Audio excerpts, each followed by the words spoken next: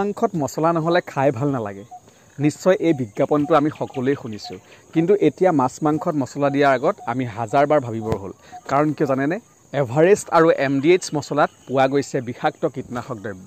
এই দুইটা মছলাত পোৱা গৈছে কেন্সাৰ ৰোগ সৃষ্টিকাৰী বিশেষ উপাদান হংকং ছিংগাপুৰৰ পিছত এবাৰ নেপালে নিষিদ্ধ কৰিছে ভাৰতবৰ্ষত বহুলভাৱে প্ৰচলিত MDH আৰু এভাৰেষ্ট মছলা কাৰণ এই দুইবিধ মছলাত পোৱা গৈছে কৰ্কট ৰোগ সৃষ্টিকাৰী উপাদান এই সন্দৰ্ভত আমি এক প্ৰতিবেদন প্ৰস্তুত কৰিছিলোঁ এবাৰ সেই প্ৰতিবেদন আমি আপোনালোকৰ বাবে আগবঢ়াইছোঁ শেহতীয়াকৈ ANR এক প্ৰতিবেদন অনুসৰি নেপালৰ food technology and quality control ডিপাৰ্টমেণ্টে ভাৰতত উৎপাদন কৰা MDH আৰু এভাৰেষ্ট ব্ৰেণ্ডৰ মছলাত কৰ্কট ৰোগ সৃষ্টিকাৰী ইথিলিন অক্সাইড আছে নেকি পৰীক্ষা কৰে আৰু পৰীক্ষাত ইয়াৰ অৱস্থিতি ধৰা পৰে আৰু লগে লগে দেশখনত এই দুইবিধ মছলাৰ বিক্ৰী আৰু ব্যৱহাৰত নিষেধাজ্ঞা আৰোপ কৰে এই সন্দৰ্ভত নেপালৰ ফুড টেকনলজি মুখপাত্ৰ মোহন কৃষ্ণ মহাৰাজে কৈছে যে এভাৰেষ্ট আৰু MDH ব্ৰেণ্ডৰ মছলা আমদানি নিষিদ্ধ কৰা হৈছে বজাৰত বিক্ৰীত নিষিদ্ধ কৰা হৈছে কাৰণ ইয়াত ক্ষতিকাৰক ৰাসায়নিক পদাৰ্থৰ উপস্থিতি ধৰা পৰিছে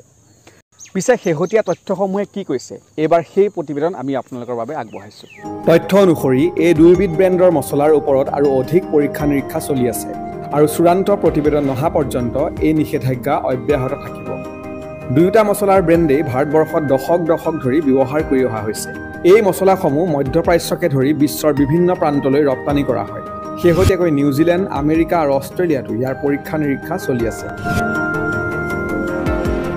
ইথিলিন অক্সাইড হৈছে এক জ্বলনশীল তেজস্ক্ৰিয় গেছ যি মানুহৰ খোৱাৰ বাবে একেবাৰে উপযোগী নহয় ইয়াৰ ফলত চকুৰ জ্বলা-পোৰা মূৰৰ বিষ উকালি অহা বমি ডায়েৰিয়া কম সময়ৰ বাবে উশাহ চুটি হ'ব পাৰে দীঘলীয়া সময় ধৰি ইয়াক ব্যৱহাৰ কৰিলে কৰ্কট ৰোগ লগতে নিউৰোটক্সিচিটি আদি হ'ব পাৰে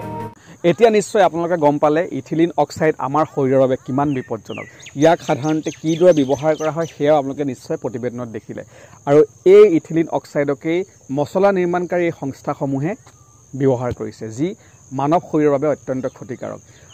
আনকি শেহতীয়া এক তথ্যমতে international agency for research on কেন্সাৰে শেহতীয়াকৈ ইয়াক মানৱ কাৰ্চিনোজেন হিচাপে চিহ্নিত কৰিছে যি আমাৰ বাবে অত্যন্ত ক্ষতিকাৰক আৰু ইয়াক ব্যৱহাৰ কৰাৰ আগত আপোনালোকে 100 বাৰ ভাবক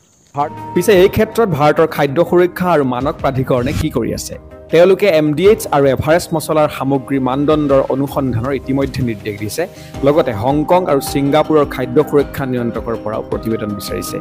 প্ৰতিবেদন অনুসৰি ব্ৰিটেইনে ভাৰতৰ পৰা অহা মছলাসমূহ অনুসন্ধান কৰিবলৈ অতিৰিক্ত পদক্ষেপ হাতত লৈছে কিন্তু এই খবৰ দেশখনৰ খাদ্য নিয়ন্ত্ৰক সংস্থাই খাৰিজ কৰিছে তেওঁলোকে কৈছে যে যোৱা বছৰৰ আৰম্ভণিৰ পৰাই ভাৰতৰ পৰা অহা মছলাত ইথিলিন অক্সাইডৰ বাবে আগতীয়া সতৰ্কবাণী দেশখনে জাৰি কৰিছে ভাৰতবৰ্ষৰ ৰাজ্যভেদে খোৱাৰ ৰুচি বেলেগ ধৰণৰ সেইদৰে মছলাও বিভিন্ন ধৰণৰ ব্যৱহাৰ কৰা হয় গতিকে ভাৰতবৰ্ষত বাস কৰা প্ৰতিজন লোকৰ বাবে এই খবৰ অত্যন্ত চিন্তনীয় হৈ পৰিব পাৰে প্ৰিজাৰ্ভ কৰা যিসমূহ মছলা আছে সেই মছলাসমূহ ব্যৱহাৰ কৰাৰ পৰিৱৰ্তে অতীতত আমাৰ ককা আইতাসকলে যিবোৰ মছলাৰে মাছ মাংস ৰান্ধিছিল সেই